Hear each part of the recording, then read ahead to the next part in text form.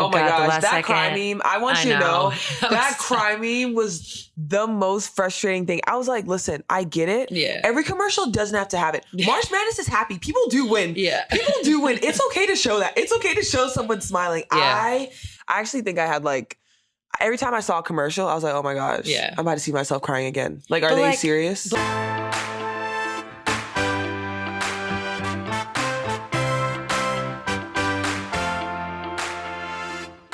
Hey everybody, welcome back to Bird's Eye View. I'm really excited about today's guest. She is not just a rising star in the WNBA, she's been a force at every level. She was a national champion at the University of South Carolina before being drafted #1 overall by the Indiana Fever in 2023. That season, she was the unanimous Rookie of the Year and is currently a 3-time All-Star. This season, she averaged 15 points, 8.2 rebounds, nearly 4 assists a night, while shooting 53% from the field. I'm talking about none other than Aliyah Boston. She's scoring, rebounding, facilitating, protecting the rim, again, playing at a super high level. I actually got to chat with Aliyah earlier in this season, and it's funny because she was at a stretch at that point where she was having huge second halves to help her team get wins. Well, last night, she helped the Fever advance to the WNBA semifinals for the first time in a decade over the Atlanta Dream. And in true Aliyah Boston fashion, when her team needed her the most, she had 11 points and 5 rebounds in the second half, plus the game-winning basket.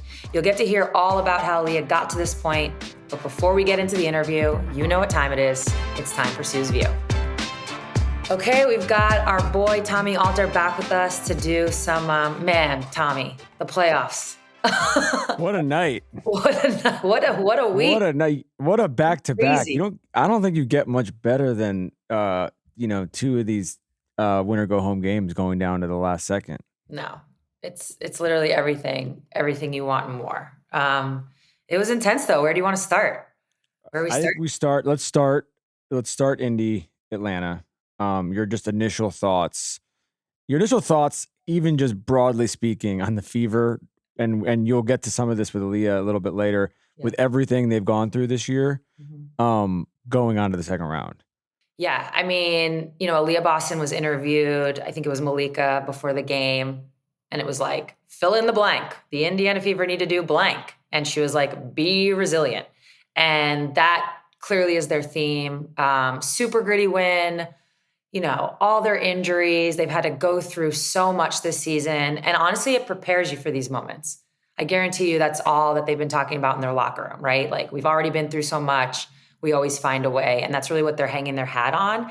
But I'll be honest, whether it's like, I think like thematically what's really jumping out to me is whether you look at Indiana, right? They've had to pick up players like Odyssey Sims, Aerial Powers. I would even say this about Golden State. So even though Golden State lost a tough one in that game 2 to Minnesota has obviously moved on. The thing about Golden State, I think, that allowed them to have the season they had and then the playoffs they had, it's vets. Like, vets win you games. And right now the WNBA, the last couple of years has been in a place from like a CBA standpoint, salary cap standpoint, where at times decisions have to be made and teams have generally gone with the youth. They've gone with potential. But I think this playoffs is showing you vets, it might not always be pretty, because those last couple of minutes in that Indiana-Atlanta game where I didn't see a lot of execution. I saw a lot of grit. I saw a lot of will, not a lot of execution. But vets find you ways to win. And that's really what stood out. Okay, so with Indy in particular, maybe take Kelsey out of it because she's been all world. I feel like just calling her a vet is not doing justice what she's done this year. But with the rest of this roster, and we'll get to her after this, I guess, but with the rest of this roster, how did that manifest itself in this particular series? Because I do think, I went to game 2 in Indy.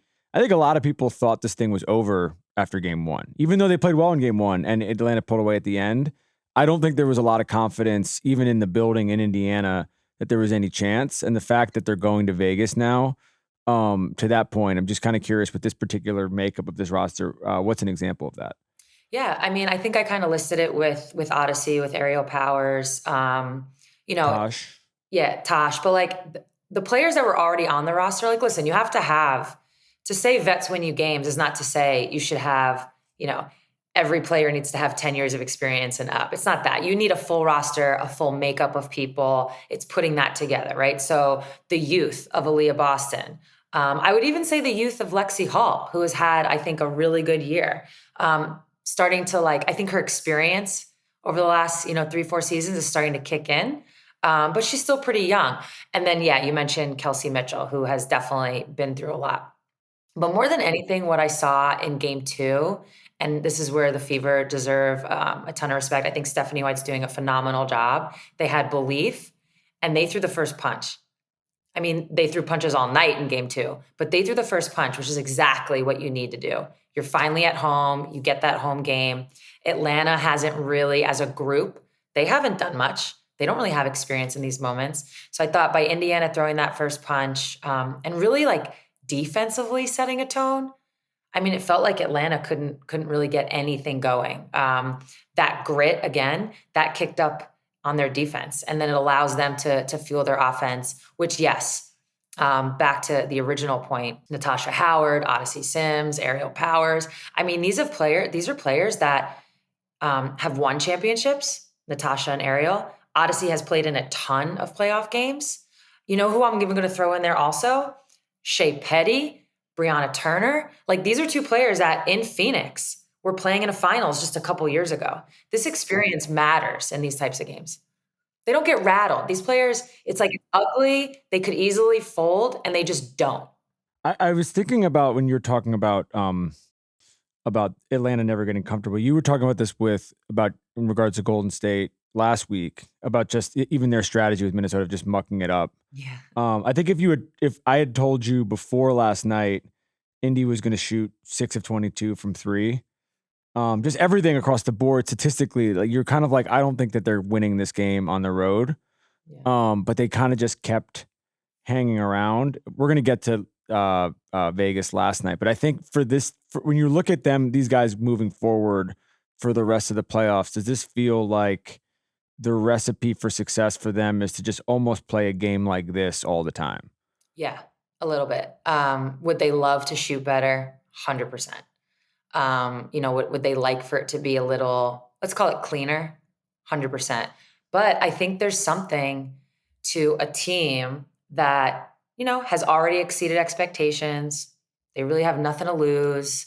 No one, nobody in Vegas is putting their money on them against the Aces. And yet all they're doing really is finding ways, particularly the games on the road, or this last game on the road, they just stayed close. That's all you have to do at times. Sometimes you just want to be within 10 points going into the 4th on the road against a team that's quote unquote supposed to beat you. And that's when things get weird. That's when the pressure really starts to mount for the higher seeded team. And Indiana is playing, especially defensively, just super, super gritty. And by the way, that's also a theme I'm noticing. We were both at the New York Liberty game against Phoenix. I know we'll get to that in a second. Phoenix is playing the type of defense. So I'd say Phoenix, Indiana. I think Golden State had a little bit of that in game 2. You're seeing it with Vegas in the Vegas-Seattle series as well. There's a defensive pressure that has kicked up that's really putting a lot of pressure on teams to execute offensively. And so far what I've seen is the teams that play better in the broken play, and now we'll bring it back to Indiana, Atlanta. Indiana played well in the broken play. Atlanta looked like they didn't know where to go in the broken play. Well, I was going to say the other thing with that is, and we were talking about this a minute ago, but they have an elite closer in Kelsey. You have someone who can just take over a game offensively, and I think we can't probably give her enough credit for what she's had to sort of do this year.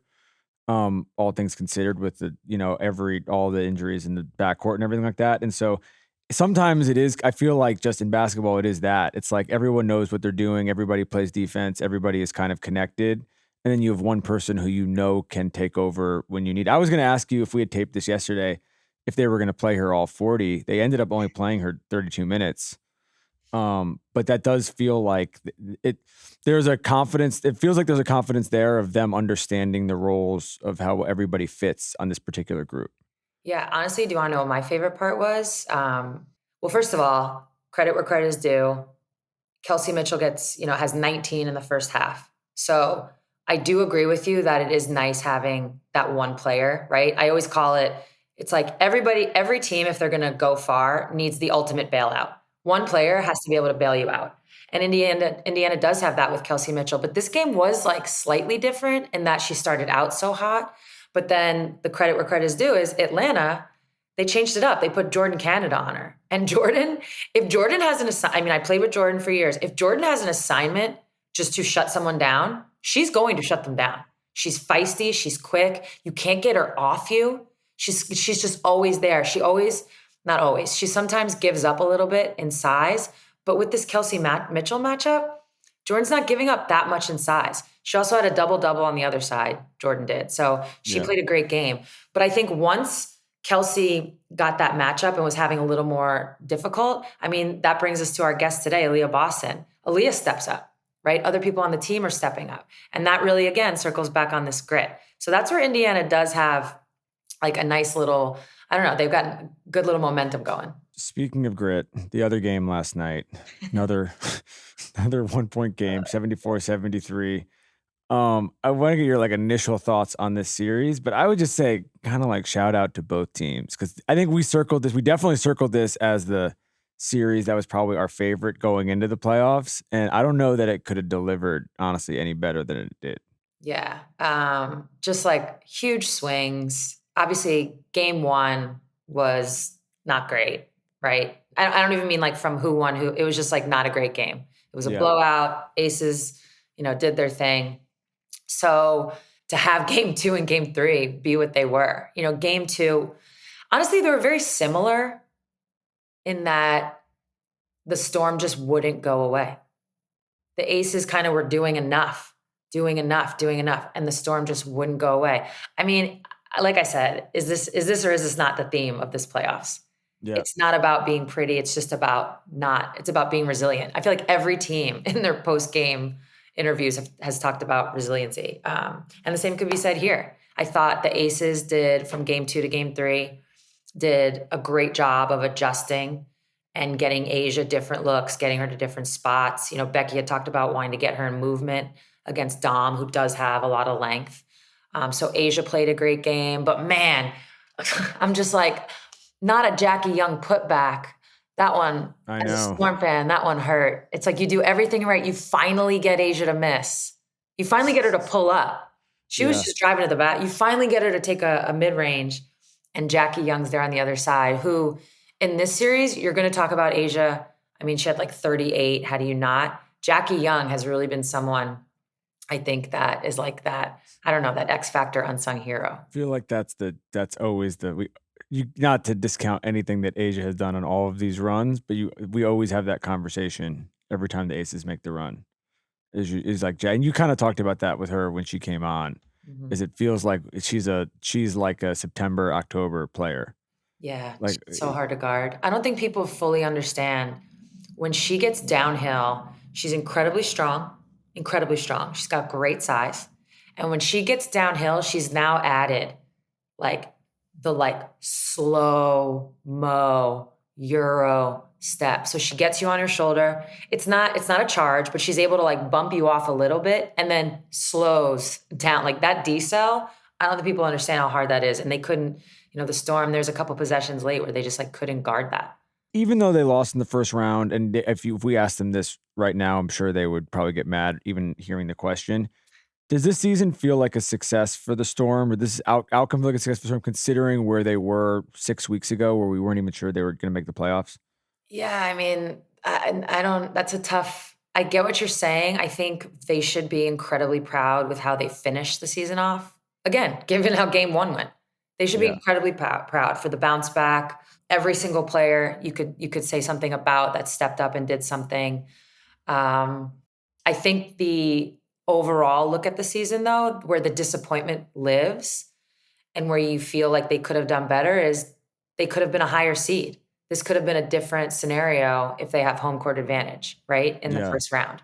So that's where it's compared to the last 6 weeks, the response was amazing. But then you look at the whole season and you just feel like this is a team that could have finished. in the top 4. But again, sometimes it is what it is and you got to play it out. So for them to respond is definitely something to be proud of. I thought just with Malanga alone, Yeah. we didn't get a chance to tape in between games 2 and 3. When she came in the game, I had this written down. The Aces had a 97.5% chance to win. Just having somebody like that off the bench who's 19 who can swing a game like that with all the other talent that they have up and down that roster, it does feel like it was funny watching these two teams because both teams are just loaded. Yeah, this is a really good matchup. These two teams in the regular season had some battles. Honestly, in the last couple years, we've played them in the playoffs. We played them my last year in the playoffs. These two teams, this isn't just like your typical 2 versus 7, right? Yeah. Because of history, because of I think the matchup itself, just how the two teams match up, just makes for a tough series. The last deciding game is tonight in Phoenix, Liberty Phoenix, 9 p.m. Eastern. We were at game 2, was pretty ugly, honestly. Game 1 was a great game. Game 2 was kind of over by the middle of the second quarter. What do you think? What do you think for both teams looking ahead to tonight? They're kind of, in a perfect world, their X factor is planning wise. So I think if you're Phoenix, and we definitely talked about this, if you're Phoenix, you are continuing to pressure the absolute shit out of them defensively.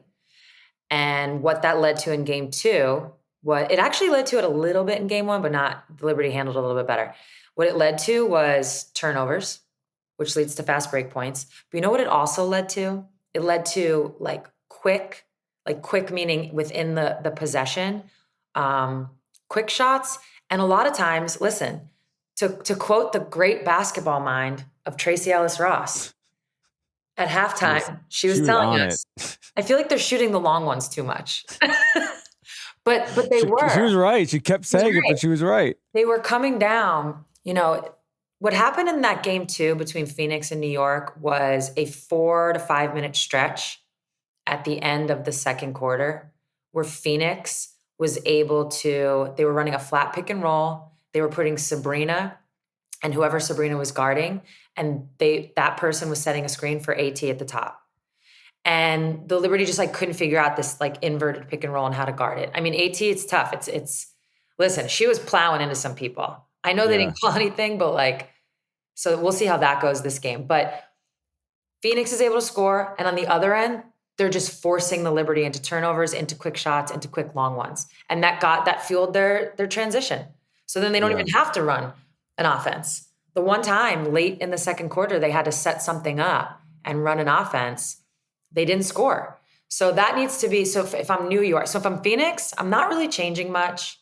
I'm kind of, I'm understanding New York might do something different, but I'm not really changing much. For New York, if they're not talking about relieving the pressure, finding ways to not have every pick and roll blown up, finding ways to, maybe it's going into a little bit of a pitch game, right? So if you're a guard, you're getting pressured, maybe instead of trying to use the screen with the dribble, you're actually passing it to your post player and then playing off that. You have to find ways to relieve the pressure to get better shots, to have less turnovers.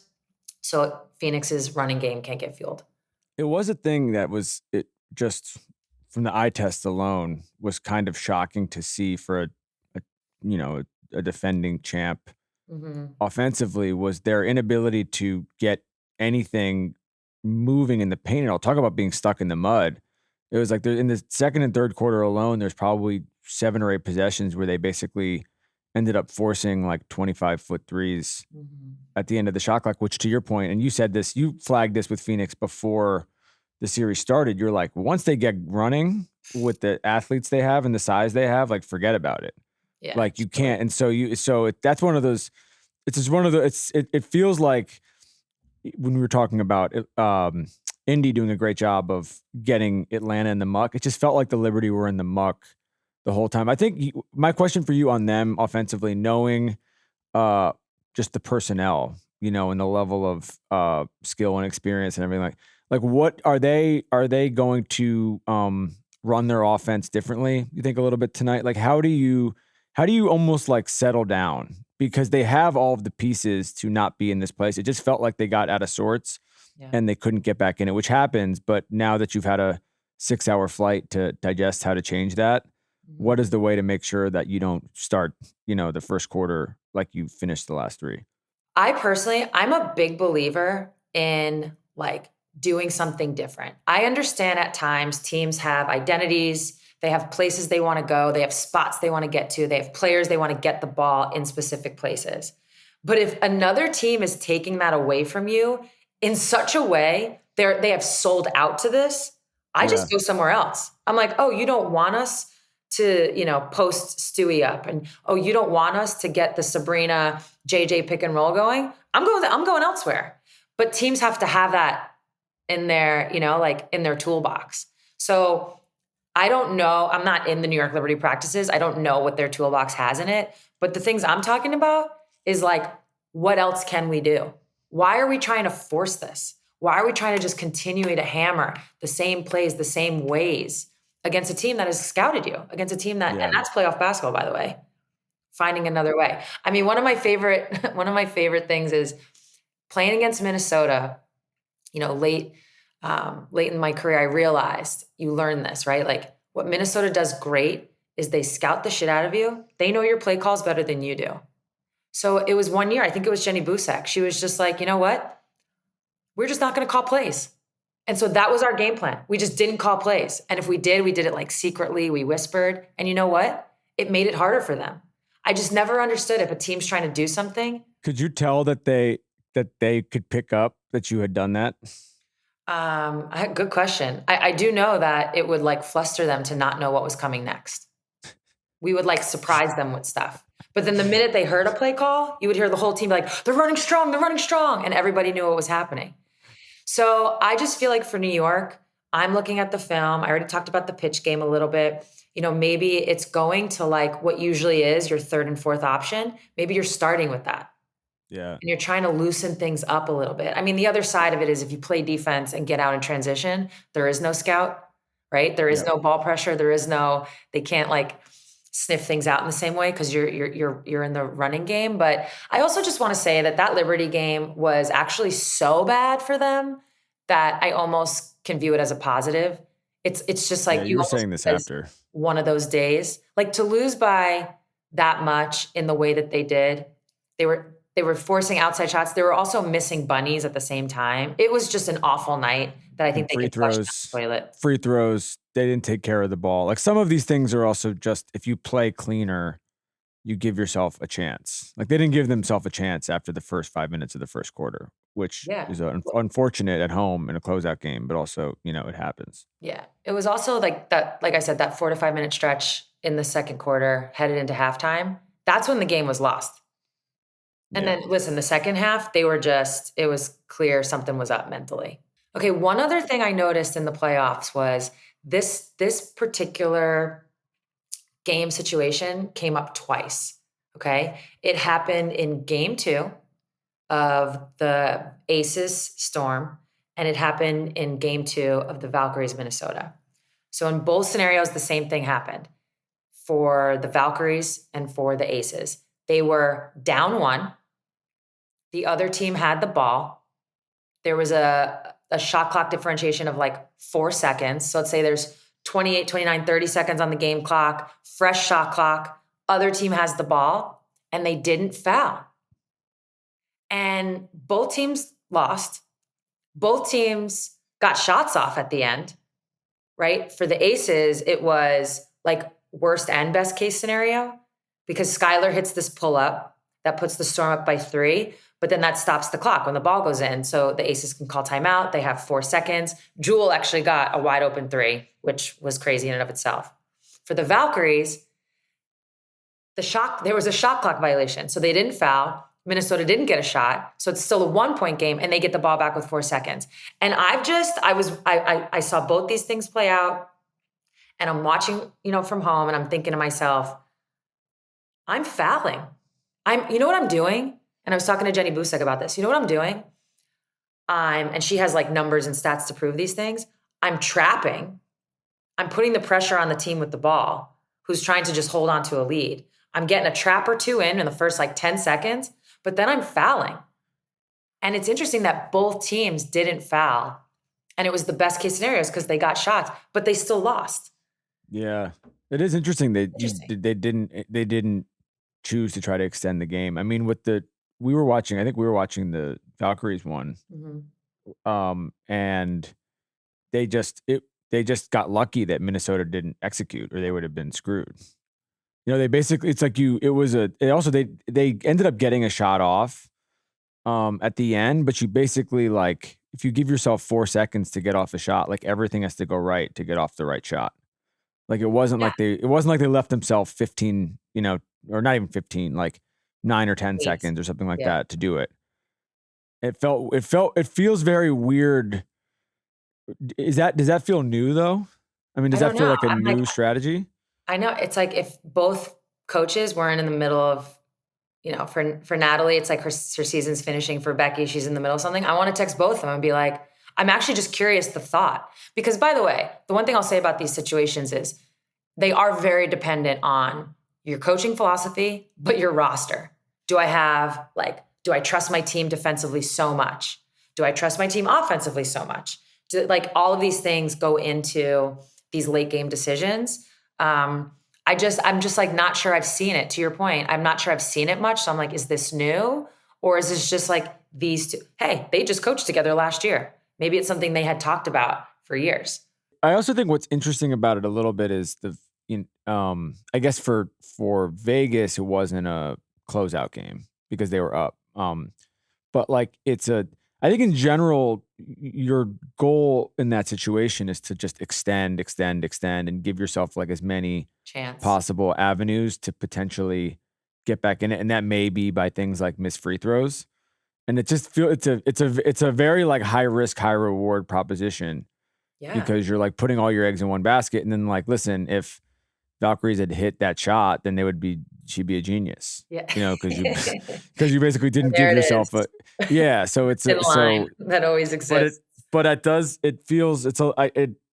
feel a little bit like the almost like the fouling up, on 3. Yeah, the 3 versus 2 fouling, where you're just kind of like, it's funny to watch the strategy kind of change in real time. Yeah, yeah. Because like I said, it worked out because on both possessions, the clock got stopped. Skylar made basket, Minnesota shot clock. If either team shoots it, misses, you get the O board, game over. You have to foul at that point for sure. If either team misses and you get the rebound, you're probably still not able to call timeout and advance it. Let's say best case scenario, there's like 3.5 seconds. And you're not really giving yourself, to what you were saying earlier, like enough time. Yeah, it's just interesting. And yet they both got shots at the end for Vegas to tie, for the Valkyries to win. So maybe I need to reevaluate. I don't know though. I think I'm trapping 1 or 2 times. I'm putting all the pressure on them. Because the other thing is, and I've been in this seat, you're up 1 with 30 seconds. The last thing, you can't be aggressive because you don't want to shoot too fast. And the last thing you want to do is turn it over. So if a team comes and traps you, oof. So I'm doing that. I'm trapping 1 or 2 times and then I'm fouling. Yeah, that's what's funny. I was like, you give yourself chances to turn people over, to do things like that. Mm-hmm. It was sort of like they just kind of played it out. It's the football analogy would be just kind of like not using your timeouts till the end and just like letting them run the clock down, and then hoping that you get the ball back and can move the ball up and kick the field goal fast. Mm-hmm. But in general, it's like the conventional wisdom with football is call the timeouts as early as possible. It's like your biggest friend is time. Right. And so that's what's weird about it. I'm definitely going to be asking them. I'm just curious. Yeah, that's cool. It'd be cool to see in the next round too, if that continues. Plays out again. Yeah. Yeah. All right, let's take a look at the current odds to win the WNBA finals presented by DraftKings. We've got the Minnesota Lynx at a -130. And then it goes Aces +170. Then you got the Phoenix Mercury at a +1,400, New York Liberty +1,500, Indiana Fever +8,000. If you like to take risks, that might be me. Honestly, I think like from an odds standpoint, The best bet might be the Aces, plus 170. I think that, if they get to the finals, it's really hard to bet against A'ja Wilson, and the odds are like a tiny bit better. They obviously have to get there though. But yeah, I mean, the Aces, I don't know. I feel like I think when the Aces look back on this, it's probably the best thing that could have happened, right? Like having a really difficult, like back against the wall, having to win, having to find a way to win in a decisive game 3. They're going to take that experience, especially coming off that 17-game winning streak, right? Yeah. Like then they found themselves in the mud again and they got themselves out, and they're going to take that with them through the rest of the playoffs. I think Aces might be the best bet given these odds. And then if you're a risk taker, you might go Phoenix Mercury. I don't know. Tommy, you got anything? I'm riding with the Fever plus 8,000. Okay. I see what you did there. Let it roll. No, I agree with you about the Aces. I'm not betting against A'ja, and that I'm not betting against championship experience. And they also just won 17 games in a row. So, I mean, I know this is a tough series, but I think your instinct was correct. There it is. Based on the odds, obviously. My last question before we get to Aliyah, I wanted, on a broad level, I wanted to get your perspective on the Valkyries after getting, they obviously got eliminated this week, but an incredible season overall. Veronica Burton won Most Improved. Natalie won Coach of the Year this week. Amazing showing from the team, amazing showing from the fans. Just a very cool story. I feel like, in a very unique thing for a team to build up both success on the court and a community this fast. So I wanted to kind of get your sense on everything there as almost like a wrap up for them. Yeah, just what a success. I mean, you said it. I really couldn't have said it much better. On the court success, off the court success. I think if I were to pick out one thing, right, when they look back on this year, the one thing is they've built a culture. That's not easy. And they have established something. This is who they are. This is who they're going to be, again, on and off the court. And so just a lot of respect for, what they've built and what they've been able to accomplish. They're setting themselves up because this is a big free agency. And I don't know, if I'm like 25, 26, I'm a free agent. That place is definitely high on my list. That's a fun place to play. It's a great city with great fans. And you can be the person to go in and win because they've never done anything. So you can be the first. That's so we'll circle back on that in a couple months. Yeah. Okay, Aliyah, welcome to the show. Thank you. All-Star is like a distant memory now. We're past it, but you did get to play in an All-Star game in your home city. I did. So what was that like? It was so fun. It was so dope. I think the energy, like the fans, everything that we did, like fans were able to come and they were able to see us. And I was like, Indy shows up. They show up every single time. Yeah, what is it about them that they're doing that? It's just the best sports scene. Like, I don't know any other way to put it, but when it comes to us, when it comes to the Pacers, when it comes to sports in general, they show up and they're loud. Yeah. No, being there definitely was just like a palpable vibe to like the whole city. I love that the city's kind of on the smaller side. So everything was convenient. Yes. You could like get around. But yeah, the fans really showed up. All right. So you were born and raised in St. Thomas, and we're going to get to like what took you from one place to the next. But basketball did take you to Boston, South Carolina, now Indiana. So we've got like 3 different like climates, 3 different cuisines. What was like, which one was the most difficult to adjust to? Oh, I definitely would probably say Massachusetts because so when I moved from the islands, I was 12, right? And obviously the island's small and I'm like just growing up. Then you get to Massachusetts and it's like, boom, here you go. The first year when I got to Massachusetts, it was like the worst New England winter that's ever came through. So I'm like going to school. It's like 1 degree outside. I have a winter jacket. I'm like, I'm used to wearing t-shirts, a bathing suit, a bathing suit and jean shorts. And are you kidding me? I'm now in a winter coat going to school. And like we would take the bus in the morning. So like we're waiting at the bus stop. And I'm like, this is actually ridiculous. But I adjusted pretty quickly, but that was probably like the weather was probably the craziest adjustment. Yeah. So you got to play there this year during the WNBA season in the summer. So you're good. No park is needed. Did that feel like a homecoming?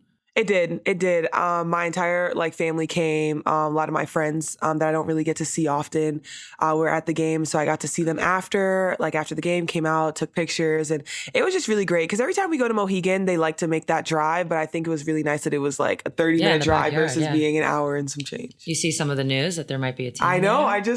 I just woke up to that. I was like, this is crazy. But I think, honestly, Boston deserves it because of how they showed it. Both games that's been in the Garden has been a sellout.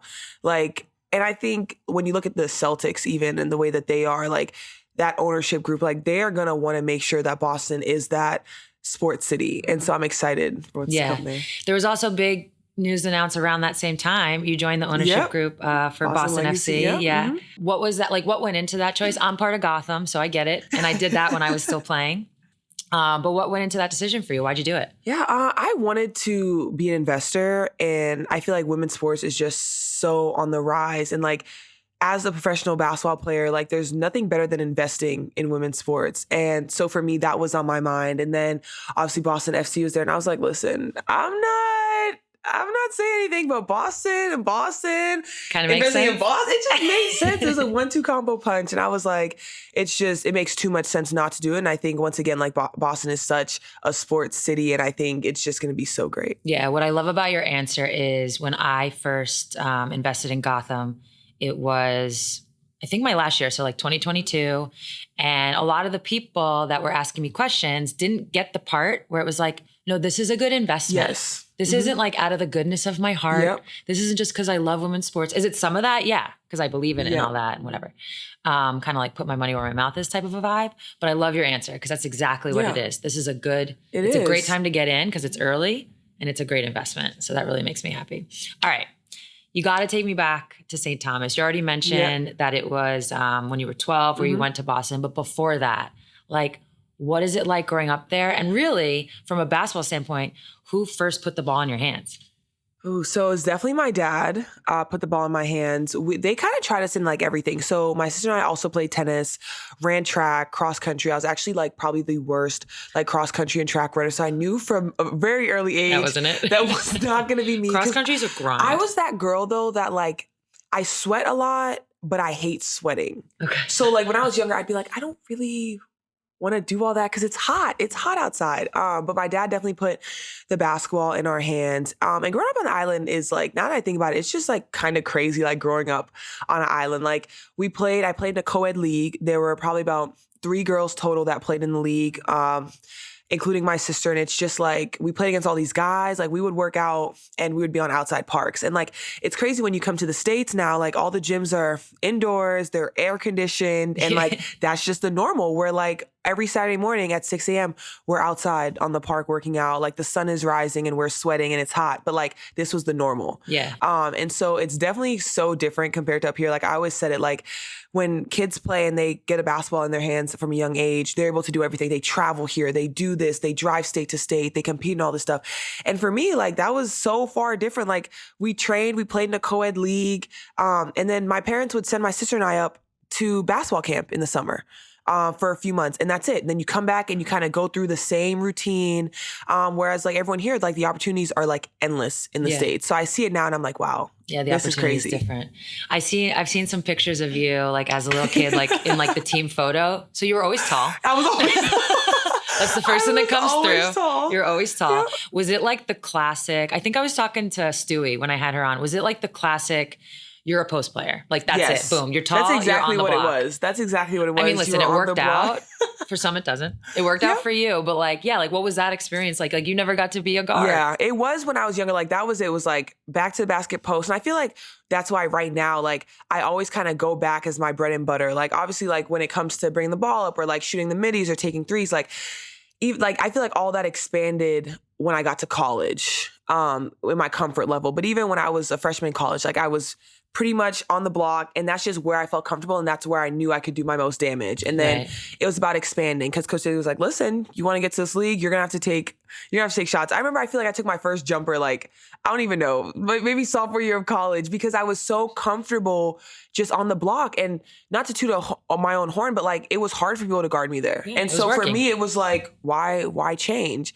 But that's definitely how it was. Yeah, the pictures are adorable, but it is like all the boys. I think it's pretty much boys too. Like all the boys, all and boys, and then there's me. Like right and it was always funny, like playing in this league. Like I say it all the time. Like some of the dads that would be there, they'd be like, "Don't let her score on you. She's a girl. She's a girl." Classic. And I'm like, yeah, that's why I feel like I'm so competitive in the sense, because like you can't just because I'm a girl doesn't mean can't do anything. Yeah. So like growing up, were there any like players you watched and that like stuck out to you? Yeah, like, I mean, honestly, I'm big Candace. Like, and my parents actually, like, because we couldn't go up to the States until I really got to high school, and then UConn was right down the road. So we'd always go down to like UConn games. But just being able, like, my mom would have the WNBA app. Like she had the app. She was like, log in. She was like, there's a game on tonight. Like she was always like, listen, you need to watch.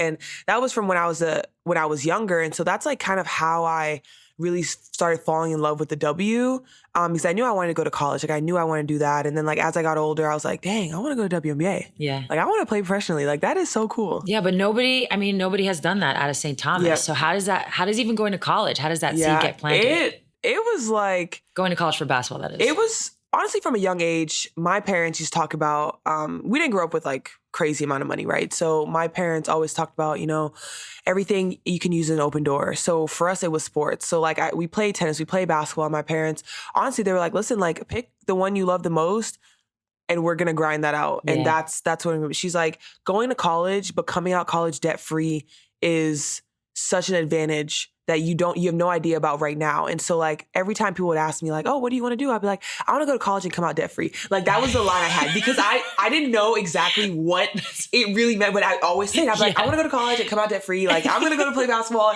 And it was like, my God, debt free. Like it's debt free. Like I'm like, I don't want to come out with any it's loans. An occupation, yeah.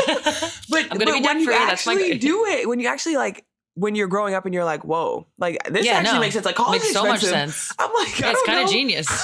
That was like a genius move, planting that in your head. And so that's what I would say every time. And from like, I was like 10, 11, and that's what I would say. And I'm like, yeah. And then when I moved to the States and started getting recruited, I was like, this is possible. Yeah. Well, now we got to talk about the move. Because that's not like a small move. Yeah. Like I transferred high schools I was like 14. So like in between my sophomore and junior year. So much older than 12. And I went from like Long Island to Queens. We're talking 45 minutes down the road. Okay. And that was a big adjustment. Yep. Like I remember you're the new kid. It's like all your you're leaving your friends, you're starting this whole new life. And then there's obviously the basketball part of it. Yep. So, I mean, what was that like? Honestly, for me, it was easy because I felt like I was so young that like every opportunity was kind of exciting. Like initially my sister and I went to the States because we were looking for an AU team. The AU team we found at the moment was like 10 minutes away from my aunt's house. So my mom was like, it might help you guys if you guys just kind of stay in the States. And we were like, okay. Sure, like whatever that means. Yeah. Sure. So initially, how often did your parents come up?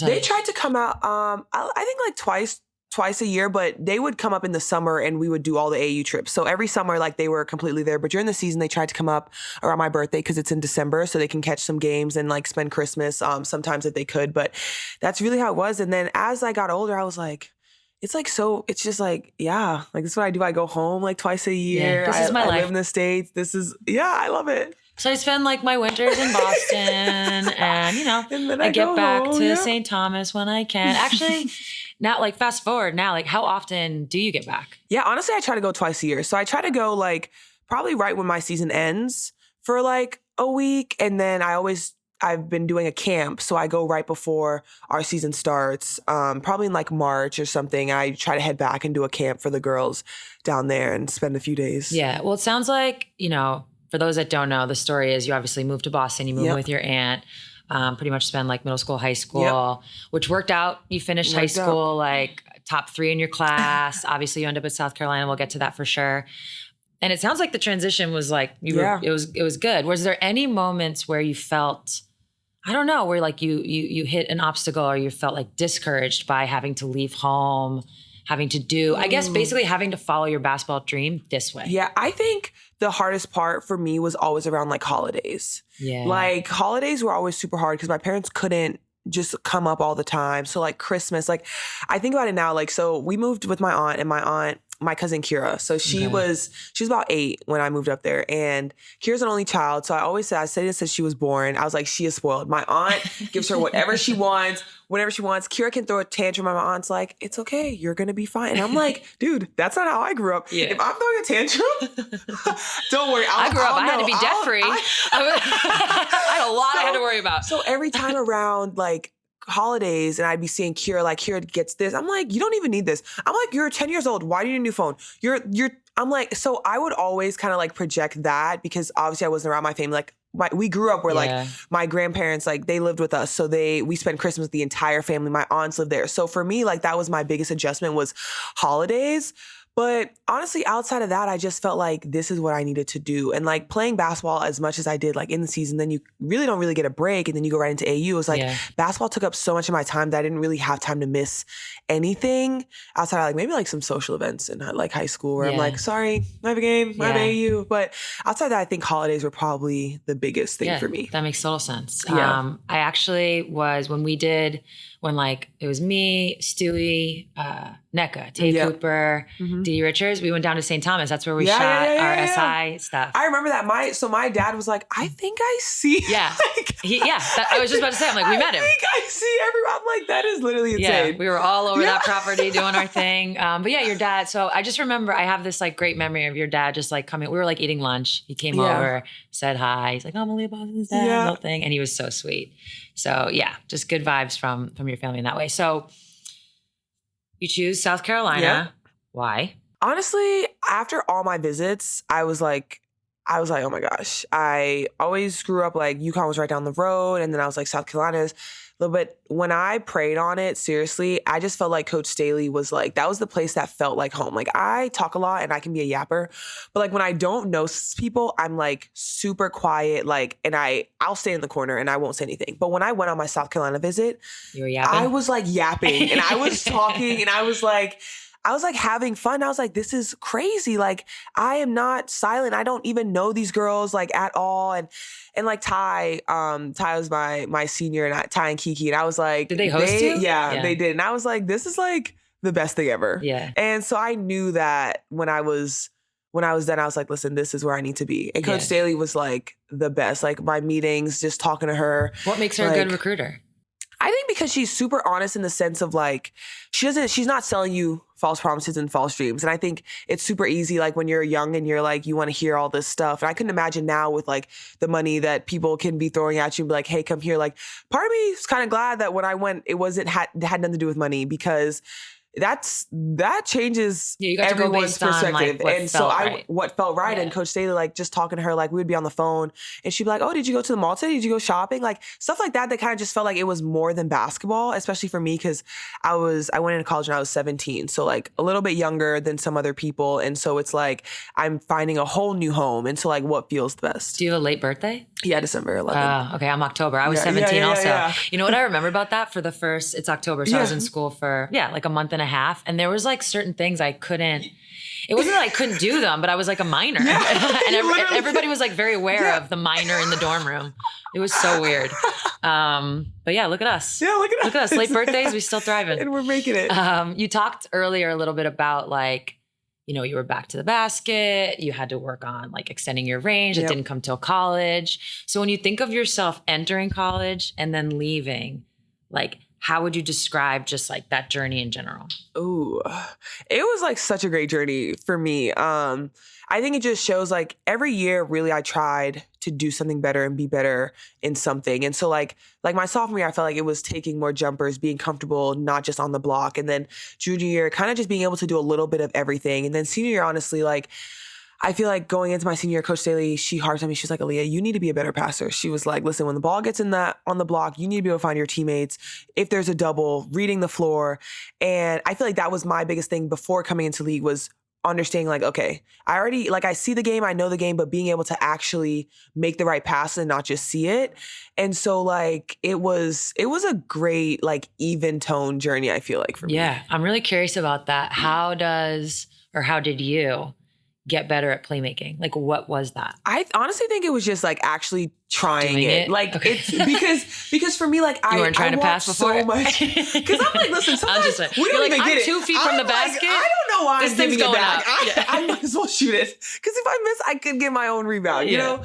And so I just feel like sometimes I was like, ooh, like I see it, but I don't make the pass because it's like, okay, now I have a turnover or like you don't catch it. And so I was like, you know what? Like you just got to do it. Yeah. You just got to do it. And then it opens up the floor so much more because teams aren't just standing right there and they're like, well, we know you're not kicking it out at any point. So Yeah, it makes you more dangerous. Yep. Yeah, it makes you more dangerous. I mean, honestly, even as like a quote unquote pass first point guard, in some ways it's like a little selfish. Yeah. I always say, I'm like, when your team's playing great, it's a little selfish. Yeah, because then it opens when up I'm passing everything. the ball, like it's a little selfish because then it does. It opens things up for myself also. The other, like, I think really big part of your game is like your footwork, like your footwork around the rim, your ability to kind of like, I don't know, you kind of have like I was about to say ballerina. I don't really mean that though, but just like you're light in your toes and it makes for, so who taught you that? Is that something you just like had? Was it developed? Honestly, I don't think anyone taught me it. Like seriously, I think it just kind of came with like watching a lot of basketball and reading because like obviously you're supposed to see it happening before it happens. And so for me, like when I get the ball on the block, like I'm looking already on the pass. So I know I'm going to have to up fake hard and like step through and do a bunch of stuff. And so that's kind of where it came from, like just seeing like, okay, this defense is pulling over here and just being a little patient. Cause I feel like a lot of defenders too, like the first move, they might stay down. The second move, they're probably going up. The third move, they're probably not expecting a third move anyways. And so like, that's kind of like how I've always thought about it. And so that's just, yeah. What about like your touch around the rim? Is that just something you always had or something you had to work on? That's something I had, but I've worked on it so much because depending on how they're going to guard, like this year too, I feel like has been my best year with like touch around the rim. And honestly, this like off season, like that's something I worked on a whole lot. Just being able to. How'd you work on it? Just doing like, different moves, like trying just different touches from different parts on the floor, just trying to get it up because like obviously it doesn't always have to go in, but I think just being able to try something once again opens up defense. They're gonna have to step up and do a lot of different stuff. But yeah, just doing it. Like I go in the gym every single day and I'm working on touch like every morning. Are you doing like miking? I'm like doing miking. I'm doing touch in front of the rim. I'm like playing one-on-one, working on like, don't finish using this. Don't just do it every day. I know. It pays off. It pays off. Yeah. I know it's a grind, but it pays off. What about like on defense, just your ability to block shots, especially in college? I didn't know this until I was doing a little research. You had 10 blocks in your very first game. Some people like myself never have more than 2. And like my blocks are like when someone's about to shoot it and I get it low and they somehow count that. I hate when guards Sometimes get that. it's a steal. Every now and then there's someone out there that gives you a block for that.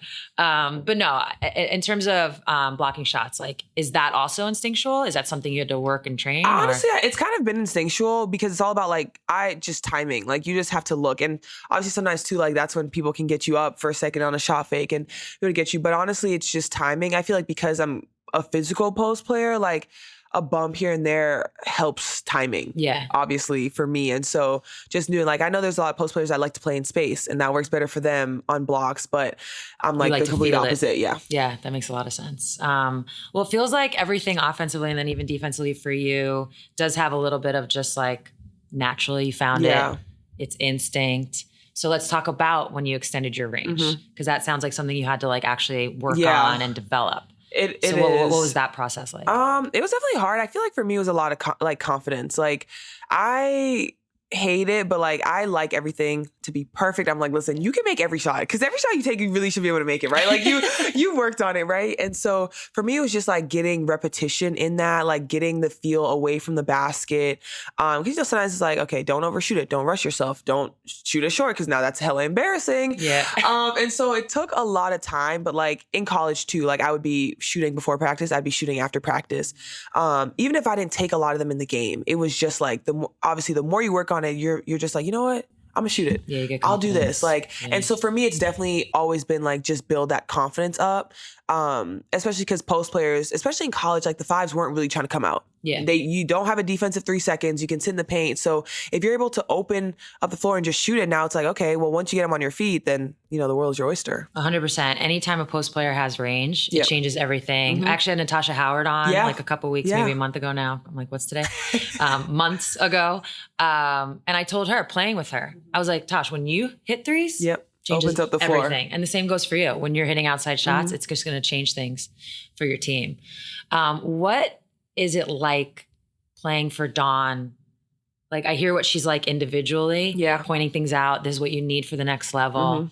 What's it like playing for her, like in that team aspect? Yeah, I love it. And, you know, I've talked to people and they're like, Coach Staley, I feel like, is she like super strict? Is she super hard? I'm like, guys, Coach Staley is so simple. Like, the earlier you figure her out, which is pretty easy to figure out, she is so simple. All she wants you to do is do what you need to do. And that's come in, and when you're on the court for the 3 hours, give it everything you have. Like, be focused, be locked in, because she loves to be happy. She loves to vibe. She loves to laugh. Like, Dance. we're warming up. She's dancing. She's singing. Like, she's on the aux. But when it comes to basketball, she's like, listen, like, we're here to handle business, and that's that. Like, I feel like that's where everything gets confused. Is like, she can be strict, but she's strict on your own. It's like however you want to do it. If you want to go the hard way, then you'll go the hard way. But she's also that coach that like knows exactly what to say to get under your skin. Like, because she played too. She knows exactly what to say. I don't know how many times, like, whether a game or like coming off, and she's like, you know what? You were crappy. And I'm like, girl, we had one time in the Bahamas where I think I ended the game literally with a double-double and we won. And she, after the game, she was like, you need to be better. Like, you were awful. You're not going to, like, if you're going to be playing this way, then you're not going to help us win anything. And I was like, I remember finishing out of the team meeting, and I went straight to my parents because they were there. And I was like, y'all don't even know what Coach Staley just said to me. I was like, I'm so irritated. I'm like, why would she say that? And then after I left, Coach Staley literally came up to my parents and was like, I want y'all to know I just said a whole bunch of stuff to Aliyah, and she's probably going to be so pissed. But I just want you to know that. And so my parents, they didn't tell me that till like completely after the fact. But I was like, she knew exactly what to say to like turn it up just another notch. I was just going to ask what ended up happening. Well, we went on a run, and I was like, it's like, there's always a method to that madness. Like, how did you even know, like, that's what, because I'm coming off this game and I'm like, listen, we won, I got a double-double, like, what's the problem? And she's like, no, this is not good enough. I'm like, dang. Yeah. Well, but there's always a method to the madness when coaches do that. You don't always know it when you're like, know it in the moment, 19 years old. But yeah, there's always a method. And it worked because you guys won, a ton. Like, just in the course of, obviously you won a national championship, but in the course of your 4 years, you won a lot. Yes. But there was also some disappointment. And I promise I'm going to talk about the winning too, but I got to get into some of the L's. Yes, no, let's do it. Because the L's are what shape you. You know, it's really, for me anyways, like I can think back, it's always those moments. All right, first and foremost, 2020. Yeah. You guys are number one heading into the tournament. I know. So this is like a different type of disappointment. I couldn't believe it. Yeah. So obviously COVID takes the NCAA tournament away from all of you, but especially you guys.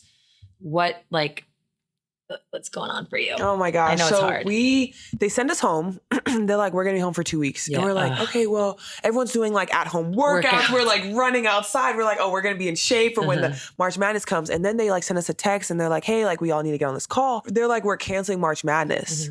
And I was like, what? That's how I feel about the Olympics, by the way. I was like, there's no way.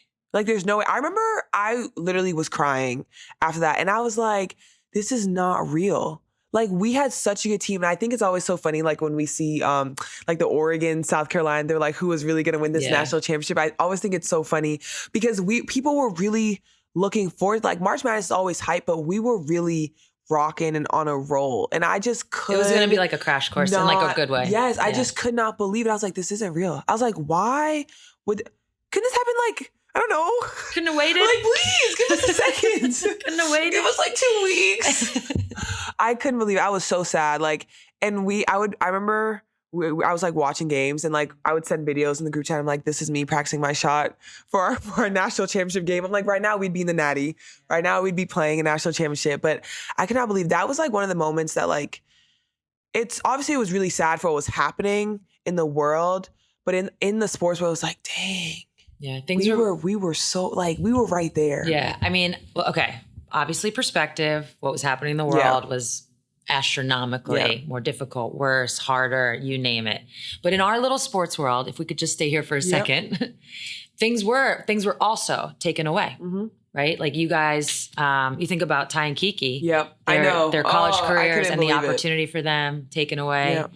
For you, an opportunity, for your team, an opportunity. But you did come back the next year. We did. You did get another opportunity. We did. Which ultimately did end poorly for you guys. It sure did. We got the cry meme. It sure did. Oh my gosh, that cry meme. I want you to know that cry meme was the most frustrating thing. I was like, listen, I get it. Yeah. Every commercial doesn't have to have it. March Madness is happy. People do win. Yeah. People do win. It's okay to show that. It's okay to show someone smiling. Yeah. I actually think I had like, every time I saw a commercial, I was like, oh my gosh, I'm about to see myself crying again. Like, are they serious? But maybe, is there a part of you now that can look back and almost like the same way Dawn like got on you and there was like something about that like propelled you after seeing that? Did that like give you some other form of motivation? I think it gave me motivation in the sense that like, I don't ever want to see myself crying on TV like that, because I felt like, one, it was overkill. I get it. We lost. Thank you. I understand. I hear you. But it was like, every time someone basically saw our team, that was the image. It was like Aliyah crying after a missed putback. And I'm like, that's not really what I ever want to see again. And so that was kind of my mindset, was like, this is how I have to turn the page. Because every question I had in media, I swear for that entire year was they love how do you reminding feel coming back after missing the putback? I'm like, dude, we're 15 games into the season. Great.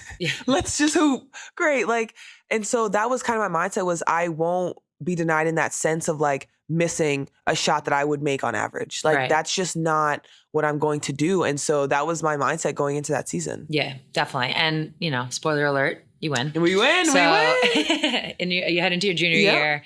You've got all of this that's happened the 2 years before. I totally get how this is like motivating the 2 years prior. What do you think about your confidence change? I feel like watching you, there was like a difference in your confidence. Yeah. I mean, I was just ready to go. Okay. I was like, enough is enough. I was like, enough is enough. Yeah. Like, I'm leaving here with a natty. Like, we are winning a championship, because we had a great squad. Like, we were too good. Like, we had athletic post players. Like, we had guards that could score the ball. It's like, we have everything we need. And it's just about putting the pieces together. And we did it. We really did it. And it was like the best season ever. Like, so what clicked? Like, what clicked for you guys that year? I don't even know, because that year, we lost 2 games. I remember we lost to Mizzou and then we lost to Kentucky. And I just remember, like, I think when we lost, were like great wake up calls for us. But honestly, we were just determined to win. Like, that was our motivation every single day. It was like, yo, we are coming out of here with a natty. Like, coming off of losing the year before and then having the same squad. Yeah. It's like you made it that far. And then we added Camilla that year. Like, yeah. What? I know. Who's touching us? Who is touching us? The 2 of you are tough. Yeah. Another like huge win during that time is NIL. Yep. Enters the picture. Yeah. Oh. What's your first memories of those early NIL deals? Like, when did it hit for you? I think probably after my first deal, I was like, whoa. This is so bad. I was like, this is pretty cool. I was like, is this even real? Yeah. Like, you go into space from like when they tell you like you can't accept a burger from a free place, or else it's like a crime. And I'm like, dang, a girl can't get a free meal. Can I get a smoothie? And now they're paying you. And now they're paying you crazy money to post a picture and smile and be in a commercial. And I'm like, this is insane. Was it hard to adjust to though? Because the things I heard like outside was like, oh, people were worried that like, oh, it's going to cause drama on teams when this player's getting that and this player's getting it. So 100%. Just like in general, was it hard to adjust to? Not for our squad. Honestly, like, we didn't talk about money. We didn't talk about NIL. Like, our team, we did not. like the players, within the players. Like, Coach Staley, like, they set up meetings for us to talk to financial advisors, talk to stuff like that. Like, had our parents in meetings, whatever you needed. But like, our squad, we talked about nothing, not a dime, not a commercial.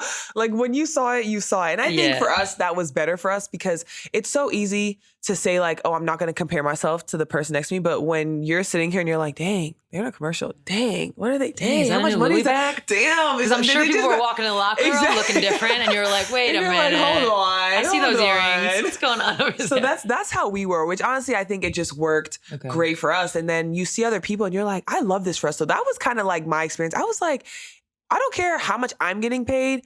If you're getting paid too, that's how it should be. Yeah. Like, this is a new space for everyone. Like everyone should be making their bag as much, especially like for players that most of their capitalization is probably going to come in college and not in the league. So it's like, listen, take advantage. Like make all your money, save it, invest it, like be smart with it. And I feel like honestly, sometimes that's where kids are like messing up is like being smart. Just because you make it don't mean you have to spend it. Right. And like for me, like that's how I was. Like I didn't spend like any of my money. Like I'm just a saver, and I'm like, listen, like you never know. I just need a whole, like this is college. Like I don't need it. I get what's our like monthly check. Like what do I need to spend all that money for? All I do is like buy food. Yeah. That's it. Like, well, I mean, that speaks, I think, a lot to what we've already talked about just like your parents and your childhood and growing up and having that mindset. I remember talking to you. Remember we did like that thing on Together where we talked about NIL, and I was always like really impressed, and it really left an impression just how Dawn did like bring you guys, whether it was you, your advisors, your parents, and kind of like, I don't know. She just like, she tried to lay that foundation of like, listen, this is how you go about having a lot of money and making money, because it's so easy to think like, well, I make it so I can just buy this, I can just buy that. And it's like, well, first of all, Uncle Sam is coming. He will be knocking on that door. Real fast, and people forget that. They're like, they see it now and they're like, oh, that's fine. Okay. Half of that's gone. Wait till he's coming. And he's like, hey, put it right here. But yeah, so I was always taken in a really like positive way by Dawn helping you and helping your team in that moment. What's it like? Because I feel like outside looking in again, you've got Dawn as like a coach, Dawn as, a recruiter, a motivator, but then you graduate and you also have Dawn like as a person in your corner. Yeah. So just talk about that relationship. It's great, honestly. Like after games, stuff like I can call her, I FaceTime her all the time. I'm like, hey girl. I'm like, what's up? And we kind of just talk, like we talk hoops, we talk about life, and just like being able to have someone that like was a second mom to you. Like I say, like when I got to college at 17, like I talked to my mom a lot, but sometimes I'd be in coach office just crying. I'm like, girl, I don't know what's going on. And she's like, Aliyah, it's okay. Like you're going to figure it out. Like whatever it is, you're going to figure it out. Like it's going to be okay. But now like being out of college and just being able to like talk to her really about like anything, it's just great because her mind, she's a basketball like guru, like she knows everything, like everyone loves her, and that's what she is for me still. Like we get on the phone, even like Coach Boyer. I text Boyer all the time. I text Boyer after every game. I'm texting Boyer, and I'm like, Boyer, what? I'm like, what did I do today? Like, what was wrong today? She's like, Aliyah, it's okay. So, that's super dope to still have that. Yeah, that's a good connection. Support for this show comes from DraftKings. The WNBA playoffs are here, and the heat is on. Every game, every play, and every moment counts. Bet on your favorite teams and stars with DraftKings Sportsbook, an official sports betting partner of the WNBA. And for a limited time, all new DraftKings customers bet $5 and get $200 in bonus bets instantly. Download the DraftKings Sportsbook app and use code BIRD. That's code BIRD for new customers to get $200 in bonus bets instantly when you bet just $5. In partnership with DraftKings, the crown is yours. Gambling problem? Call 1-800-GAMBLER. In New York, call 877-8-HOPE-NY or text HOPE-NY 467-369. In Connecticut, help is available for problem gambling. Call 888-789-7777 or visit ccpg.org. Please play responsibly. On behalf of Boot Hill Casino and Resort in Kansas, 21 and over, age and eligibility varies by jurisdiction. Void in Ontario. Bonus bets expire 7 days after issuance. For additional terms and responsible gaming resources, see dkng.co/audio. So you actually leave technically a year of eligibility on the table. Yep. But you do declare, quote unquote, after 4 years for the draft. We all know the rest. When did you find out you were going number one? I kind of figured out because, like when you're people talking, they're like, oh, well, I had meetings with so-and-so team. I had meetings with so-and-so team. And I was like, hey, anybody had no meeting with me? Like I talked to Indiana and I was like, okay, no one else is meeting. So this probably means that. But it's still like, I couldn't fully accept it until actual draft night when I heard my name called. So like, did anyone, text you, give you a heads up? Like, hey, this is happening. So even though it wasn't a surprise, the first time you're hearing your name is the first time you know. No, yeah. Okay. Yeah. So that's how my experience was. I think that was the best way. Because I've heard other people, like, they get a text. Yeah, and they're like, hey, you're going to go at 5 or you're going to go at this or this team. No, so mine I love was that. right it there. makes it like, I don't know, it makes it special. I was sitting there and I'm like, please call my name. Please call my name. Please call my name. Please call my name. The rest of us were like, just say it. We already know. Just say it. Had you ever been to Indiana at that point? No. Did you know anything about? I knew nothing about the city, about the organization. I knew about the organization, but I just never been to Indy. And so when I first got there, I was like, they had like all the billboards. Yeah, up what were for, your like, first driving. impressions? I was like, this is so cool. Like I couldn't believe that I was actually like in the league. Like I was done with college. I was about to graduate. I'm like a grown up. You went from watching like the app in St. Thomas to being in the league. There. That's crazy. Yes. Did you have like, are you like a vision board person, a goal oriented? Okay. So what were your goals? I don't mean like your whole career. I just mean you get there, you're a rookie, you're approaching your first season. What are some of the goals? I honestly, my first goal was to be Rookie of the Year. Okay. I wrote that down. And then after that, I really didn't know what to write. Yeah. I was like, I already put so much pressure on myself, but I felt like winning Rookie of the Year was the goal that I had because of how much criticism I was taking in college. And like when I first got to the league and even in the preseason games, like everyone was just crapping on me. And I was like, dang, like I'm like 2 days into the league. Give me a second. The first person I guarded was Tierra McCowan. Tough.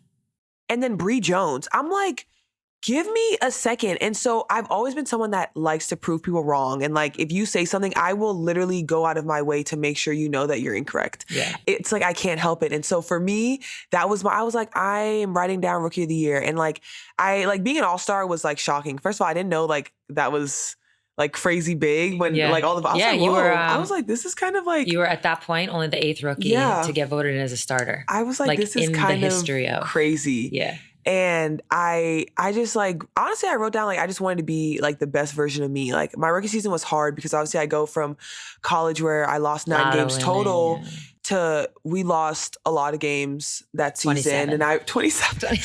Sorry, I don't know. And I just remember before I even came to college, like we all had a meeting with Coach Staley on telling her if you wanted to use your extra year or not. And I remember when I went in there to have my meeting, I was like, Coach, like, I think I'm ready to go. And she was like, Aliyah, I think you are too. And she was like, but I want you to know, like, being in the league is different. Like, you can lose a game and everyone's going to be like, oh, what are we doing tonight? Are we going to like 100%. Go grab some food? I'm like, I lose a game and I'm like, what did I do? Why did I miss a shot? How did I do this? Yeah.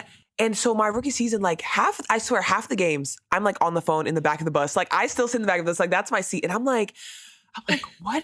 I'm like crying. I'm like, please, I can't. Like, why am I not doing it? And they're like, Aliyah. But do you also go out to eat though? No, I didn't. I didn't. Oh, your rookie year, but now I'm. So I feel like being a pro is being able to do both. Yes, and I figured that out. I figured out last year was a lot better. This year is definitely better. But my rookie season, it hit me like a truck. All the lows were hitting. I was like, why are we losing? Like, what am I doing wrong? Like, I'm in the back, like, I'm freaking out. I'm like on the phone with Boyer. I'm like, Boyer, I can't, like, what if I'm not, like, what? And she's like, Aliyah, it's okay. You're like, a rookie. You were not only a rookie, you were the number 1 pick. Do you know what that means? You were probably not that good before.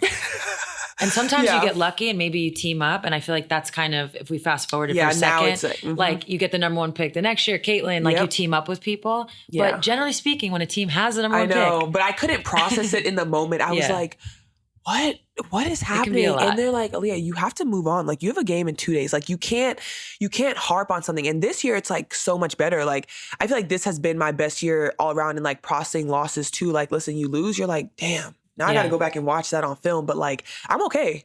We have another game. Like it's okay. But that rookie season, I was like, there's nothing worse than this game I'm in right now. Like, like how do I get over it? I don't know, but I know it's almost like you got to find the other ways that you're winning. Yeah. In a sense. Seriously. I had a very similar experience my rookie year in that the first time we lost, I came in the locker room like upset. Yeah. Like throwing shit and being like, looking around like, why is nobody else doing this? All they're saying is like, yo, where you want to go eat?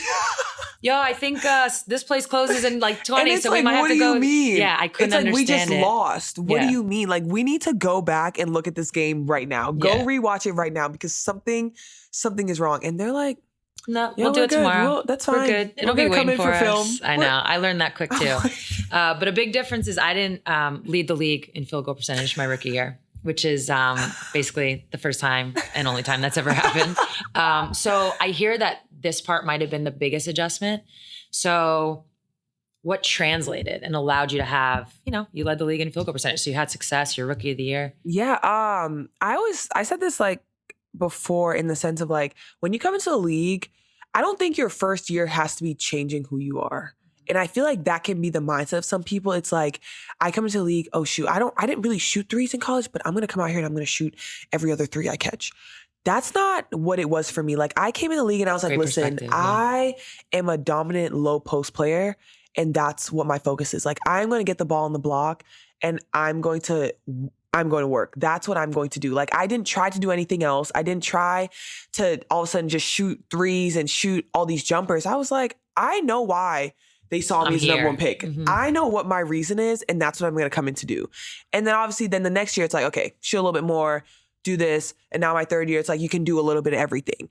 So I was like, don't change who you are because it's a new league. Like, but was it hard? You already mentioned you went up against Tierra McCowan, like game one, Bree Jones. Yeah, that was hard. Every game, that's every rookie I've interviewed, or not every rookie, sorry, every player that's talked about their rookie year, that's been like pretty much the consensus. It's like, oh, now you get to the WNBA and it's like this person, this person every night. And that's how I felt, because I was like, there's no way I'm going from Big T to Bree Jones to Asia. I'm like, hold on. And they're all different. Like, I just remember it's like all different problems. All different problems. Like, I can't let someone bury me, but then this person likes to take me off the dribble, but then this person shoots every shot. It's like, hold on. Give me a second. I remember all my very first games against like all the bigs was so crappy. But by the second game, I was like, I got it. Like, playing against JJ, I'm like, hold on. Well, that's when you learn, I think another thing about being a professional is you learn defense is physical, obviously. Yeah. It is so much more mental, especially in a league this small. It is. You know what I mean? Where you're seeing all the same people all the time. Yes. You have to learn. Yes. How to steal one here and there. Like, you got to figure it out. And that's how it was. But the very first games against all of them, I felt like I was like in a trance. I was like, help me, someone come and help me. Cause I watched a lot of film, I swear. Yeah. But it's not looking like it. Yeah. No, it's hard. So the bad news is you don't make the playoffs. Yep. But the good news is you get the number one pick. Yes. And that obviously becomes Caitlin Clark. Yes. What are like she joins the team. What are some of your early impressions of her? I thought she was super nice. I think it's always weird when you're like used to competing against someone. Yeah, so that's that's part of my next question, actually. So you might as well just get into it. That year, I was like, I forgot, we were like doing something. We had something. I was like, Caitlin, I just want to say, I'm like really upset that you like did what you did in that Final Four game. I was like, I feel like I just need to get it off my chest because like we are teammates, but I'm like, you didn't have to do all that. Like, you did not have to go for 40 on our dome. Like, girl, we could have just had fun. Yeah, but after that, it was like cool because obviously now we're on the same team, so you don't worry about that. But I always thought it was funny because I'm like, we just went from competing against each other, you beating us, and now we're on the same team. Yeah. It's like, I was like, girl, it's okay. I get it. I'm not mad at you for real, but I am. Because like, why would you do that? That just gets, that right there always happens in the early years. Yeah. Like first and second year, you're like, oh my God. For me, it was Tennessee. Yeah. UConn, Tennessee. Mm-hmm. So it was always like, oh my God, this is so bizarre. I'm like, I kind of hate you. But then like you get older and then it's like, who cares? Who cares? If anything, like, I remember joking. There was at one point I had like in like a 2-year span, there was like 4 or 5 different players whose like season I either was a part of ending or careers in college that I was a part of ending. Yeah. And then, I turn around, I'm on the Olympic team with Ruth Riley and she ended one of my seasons. And so it's just like, this is the world we live in. Mm-hmm. And it's not that big of a deal. I love that you went right. Yeah, no, I did. Right to the source. I was like, girl. You did the thing, made the joke, moved on. That's really what it is. And then you kind of just move on. You're like, listen, we're on the same team now. So let's whoop some butt. Let's do it. 100%. All right. So the quote unquote Caitlin Clark effect is definitely real. I think we all feel it in our unique ways. No, 100%. Yeah. How did you experience it? Like, I know early on you talked about logging off social media. Like, what did you just learn in that period of time?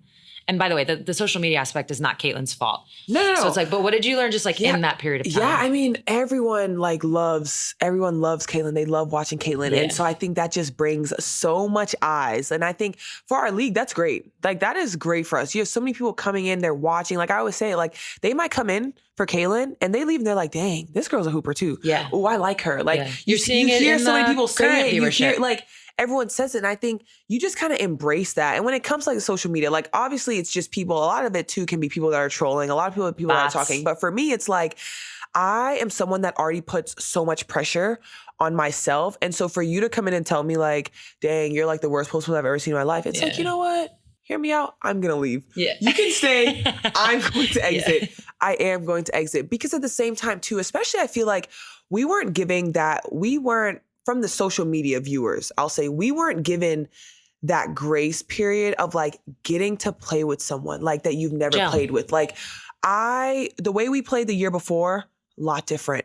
The way we played with Caitlin, completely different dynamics. So for me, it's like finishing some of those pocket passes that I might not have gotten before, like finishing on some of these different shots. And I'm like, guys, we're learning. And then I also feel like people also, I forgot or chose to ignore the fact that like, this was my second year.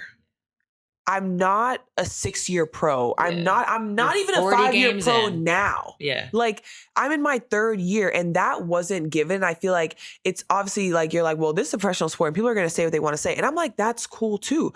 But at the same time, just understand that when people are placed on a new team, give them a second. They have to figure it out because right now everyone's like, oh my gosh, you and Caitlin have figured out such a good, I wonder why. Maybe it's because we've gotten a good amount of games under our belt and we've actually had time to practice and gel together and work on stuff. I don't know. Sometimes that's just how things work. Well, you guys do complement each other. Yeah. And I hear you that it takes time, but like, what do you think it is about each of your games that works well? Like mostly in the pick and roll. We'll talk pick and roll. I think honestly, one, like Caitlin, the attention she gets, right? Yeah. Like teams are like up. Like if they're under and dropped, that shot's going up. Because I'm going to set a good screen, that shot's going up and she's getting it. And then it's like, okay, well, now I'm going to step up. And she's just a phenomenal passer. Like her angles, like she knows exactly where to get it. Like the way she sees the floor, I think is great. And then for me, it's always like, I'm always going to get in her pocket because I know that she's looking to pass that ball and she wants to get us in the best position. And so for me, it's like, okay, well, I'm looking at your eyes. So once I see your eyes, I'm there. You don't have to say anything. I'm going.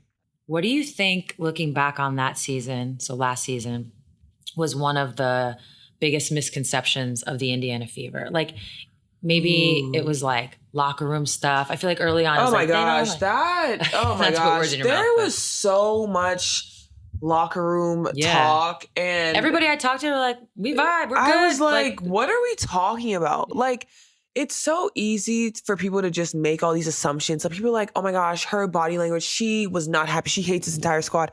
I don't know. Sometimes when you have a bad game personally, that takes a toll on you. Yeah. It's 100%. Not that you don't like the team. It's not like you, but that takes a toll on you. Every single night we come out, we want to play good. And so like all the time there were locker room talks. I forgot what was the conversation one time. I woke up from my nap, getting ready to go to pregame. People are like, oh, they hate each other. They hate each other. We walked in the locker room. We're like, girl, you good? Yeah. I'm like, I just woke up. I couldn't tell you what's happening right now. But all I know is we about to hoop. At 7 p.m., we got a game. Yeah. And that's that. Like, I hate when people get into this whole talking about what they think our locker room is like and what they think. I'm like, first of all, you're not in here. No. So you have no idea. And also, we're professionals. So if we want you to see something, you'll happily see it. If we don't, I guarantee you would never know there's a single problem. Why? Because that's none of your business and we have more priorities and that's winning. 100% agree. Okay, so you make the playoffs. Yep. What did you learn from that playoff run? Like obviously it was a quick one, but usually we all have the quick ones. It's not a dick. No, but it was just the first round. What did you learn from it? It's like, we say it all the time in our season now, like margin of error is so small, but when you're going up against a squad that has vets that have been in playoffs, that have won, it's like they know exactly. Did you feel a jump in there was a jump in intensity and energy. Isn't it crazy? It's insane. Like the very first game when we played against Connecticut, like it was close and then they kind of they took it and they ran with it. And then the second game, it was like we were right there. Like we were right there. And then I feel like just how many vets they had on that squad and their experience was like it just they picked something off here. They did this. We missed the easy shot, probably because we're like, oh my gosh, I need to make the shot. Yeah. Missed the easy shot. It's like that experience that we didn't have, like definitely showed, especially in that second game. Because honestly, I think if we had brought it back to Indy, we were going to get it. No, we were, because we had just beat them at home. So it's still one of those that's like, dang, if we could have just gotten to that third game, I think we really would have came out and just went bananas. But I think it was a great experience for us. And obviously like this year now too, we're like, listen, playoff run, like we need that. You feel it now. You're like, I need more. Yeah. So entering year 3 for you, which is this year, as you said, it's a lot of change. Yes. You have a coaching change. Yep. You have it's a big free agency year for you guys. And really overnight, what that big free agency year was, or big change was expectations change. Yes. So you guys went from like this up and coming where it's like you're getting to know each other to now it's like, oh, they could win the whole thing. Yeah. Yeah. So what was the experience of essentially becoming like, instead of being the hunter, you're now the hunted? Yeah. It's crazy, but I feel like it was definitely expected. Like, I think number one, like just last year, everyone, like when they see our name on the schedule, even though the year before we didn't win, like we won 13 games or whatever it was. And it was like, okay, well, but then you added in Caitlin, right? And everybody's like, oh, like they're going to be this, and this. And now everybody's like, oh, you know what? We're going to prove you wrong. Like, hell no. Like, that's how it is. And then this year too, obviously we go in the free agency and everybody's like, yeah, like they got, for us, we always think like you have to approach every season with like, we're winning this whole season. So that was our mindset. And I think when you look at expectations, once again, expectations come from everyone outside. Cause like in our circle, we know exactly what we want to do. We also understand that it's a process. We understand that new faces, new coaches, like different style play for people joining us. It's like people need time to figure it out once again. But when you do figure it out, it's going to be scary. And I feel like that's what it was for us. And that was our approach. And we're still like, listen, we are coming here to win this thing. Like that's what it is. And that's not going to change no matter what, because you want to win. You're a competitor, you want to win. And that's just how we approach everything. So this year, along with the initial change, it's just been, I mean, a frustrating year with injuries, not just to Caitlin, but obviously to Caitlin. DB ultimately ends up leaving. And so that, you know, we already talked about how you need time to gel, you need time to build chemistry. So how frustrating has it been that the chemistry is just, it's like start, stop, start, stop. Yeah, it's definitely been a struggle. But I think just at the start of the season too, like, you know, you have your start of the season meetings and you're talking. And for us, it was about, listen, like no matter what happens in the season, it's next woman up and you have to be ready. And I feel like obviously struggling with injuries and then, you know, you sign people and then they leave and it's like, listen, like whoever is next, be ready to play because it doesn't matter. Like the games still keep coming. Like you still have to be ready to compete. And that's why I was so happy. Like when we signed Ari, I felt like that was like amazing for us because obviously we couldn't predict C being out for this long at least. And so it's like having someone in that runs the point well, can call her own number, I think honestly has been like our biggest blessing. Obviously now with Bibbs, like she's coming in, she's able to stretch the floor. It's like, I think no matter what, everything is for a reason, right? And that's kind of our focus is, listen, like whatever happens, but whoever is here in our circle, listen, like we're here to hoop. Yeah. And that's how we're going to play. And so I feel like that's just been our approach. Like it hasn't been perfect. There's definitely been injuries here and there, but hey, we still got bodies and we're going to play. Yeah. No, I mean, it is. Obviously, you never want people to get injured, but the reality is you have to have that mindset and it gives other people opportunity. And then you hope ultimately you're all better for it when the injured players come back. But I'm curious, specific to Caitlin being on the floor, off the floor. And I saw you talk on your own podcast about like the spacing and how different it is. But when you're entering a game, like your mental prep, how does it change? Because it's two different systems essentially. It is. Honestly, like when C is on the floor, I'm like, listen, be ready to run. Be ready to get out. Be ready because she's looking. She's looking. Going. She wants to play fast. Super early in the offense. And like we do that too as well here. But I think sometimes too now without her, like we can get into like a little more half court execution, make the defenses work a little bit harder, first side, second side, third side. And then I think when you have like Kelsey, when Kelsey's playing in transition, get that ball up to her and make her I've never seen anybody so bouncy. Like she is unbelievable. I'm and then like, when you put her shoes? In screens, it's like, what do you do? Bouncing all over. She is moving. She's making the right read.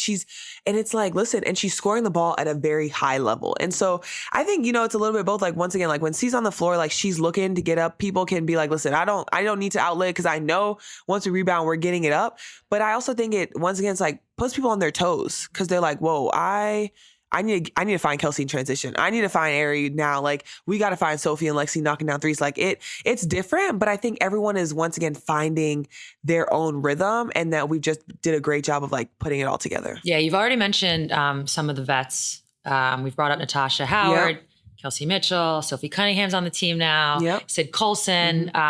You win the Commissioner Cup. Yeah. That's obviously nice. Nice little That's paycheck nice. there. That's but what nice. impact has having more vets on the team? Because that's a little different from your first 2 years. Yeah, no, seriously, I think it's been great. Seriously, it's been a blessing for me. It was crazy. We were just talking to Sid about this on the plane ride over here, and I was like, listen, like, it's great to have you guys because, like, we're young players, and like sometimes we still have that mindset of like, oh my gosh, I need to be perfect. Like I need to, and having vets like Tosh and Sid, like honestly, like I know everyone thinks Sid like the comedic person, like so funny, but I think getting to know Sid and who she is, she's like the best person for any locker room and for our locker room. Like she knows exactly what to say. She knows exactly how to say it, how to be in your ear and just continuously talking to you. And it's just like, it's perfect. I told her, I was like, listen, I hear you talking. Sometimes I'm like trying not to crash out internally, but I promise I'm hearing what you're saying. Like I really am. And I think just having those vets, like vets that know how to win, but also know how to like tell you like, you're good. You're good. It's a process. The journey, not every game is going to be great, but keep shooting. Yeah. And I feel like that's like how we've been with each other is that mindset of like every shot you take, be confident in it. So you're averaging this year a career best at like 15 and a half points. And I would say part of your identity is like this consistency, right? Like whether it was in college and I hear you as a player, you don't realize like what consistency is because you're living the highs and lows of each game, each season. Yeah. But I think I'm learning that about you. So part of your consistency we've seen, like there was a stretch, you had 4 double-doubles in a row. Your team was winning those games against Phoenix, which was a big win. Yeah. In the moment of that season, a big win. You had 5 points heading into the fourth quarter. Tight game. I think you're up like 1 or 2. Yeah. And then you end up scoring like 14 straight, 17 in the quarter. You finish with 22 and 12. Like that's another version of consistency. Yeah. You know, it doesn't always have to look perfect. How are you this consistent? Honestly, I think it's just been like hearing people talk to me and like hype me up and tell me, listen, you're good. Like I know I said it, but I hate missing shots. Missing shots is so frustrating because like, why? And especially for me being a post player, like missing shots around the rim is my biggest frustration because it's like, I work on this. I work on finishing different moves, different things. Like, why did I miss that shot? You know what I'm saying? And so that's what it's been for me. And like my teammates are like, listen, this is about you. Like you got this. You got this. Like Kelsey and I do this thing, like, especially if we're having like kind of like a rough shooting night, we're like, I trust you. The next, like this quarter is yours. These 5 minutes is yours. Well, like, I know you and Caitlin love each other. Everybody knows you and Caitlin love each other. Is that what you still saying that? Yes. Okay. You're going to be amazing. Yeah, you're going to be amazing. That's what it is. Yeah. That's what it is. Yeah. Earlier, I asked you about like vision board stuff or like if you do that, goals coming in and you were like my rookie year, I knew rookie of the year, but I didn't really know what else to put. Yeah. So like, what are you putting, what's on that now? Oh, well, being an all-star starter was on there. Okay. That was on there. Making a playoff run. Obviously, I put winning a championship. I did have consistency. Like I honestly put averaging, what did I say? I think I wanted to average like 18, 10, and like 5 assists or something. Okay. And like all these things I like wrote down and I'm like, this is what I want. Like I know I'm like pretty close. 3.8 assists. The assist, honestly, your playmaking, I think is what ultimately, because I feel like in the WNBA, it's just these small little, you already mentioned margin of error. It's like these small little areas where if you can just edge, and I think your playmaking as a post player can really be a part of what like gives you this edge and separates you from others. Because a lot of post players score points and rebound, but can they do that? Mm-hmm. Okay. Last but not least, when this season's over, you look back, what would be like a successful year for you? Winning a championship, but also I think making a deeper playoff run than we did last year. And I think like this year too, like we beat teams that we haven't beat in a while. And so for us, just making sure that for me, like being consistent that entire year, but definitely the playoffs, like that is what I'm focused on. Okay. Love it. Thanks for coming on. Of course. Thank you for having me. What a great conversation. Hopefully you guys enjoyed it. We really got to thank Aliyah's dad because when he first put that basketball in her hands back in St. Thomas, he knew. I mean, her whole family knew that a generational player would be born from the co-ed league to the 2023 WNBA Rookie of the Year, to leading Indiana today. Aliyah Boston's future is so bright, and the Indiana Fever are in great hands. All right, see you guys next time. This episode is a co-production of Together and Vox Media. Our producers are Tommy Alter, Jason Gallagher, Richie Bozick, Harry Krinsky, Jess Clarendon, and Melanie Carter.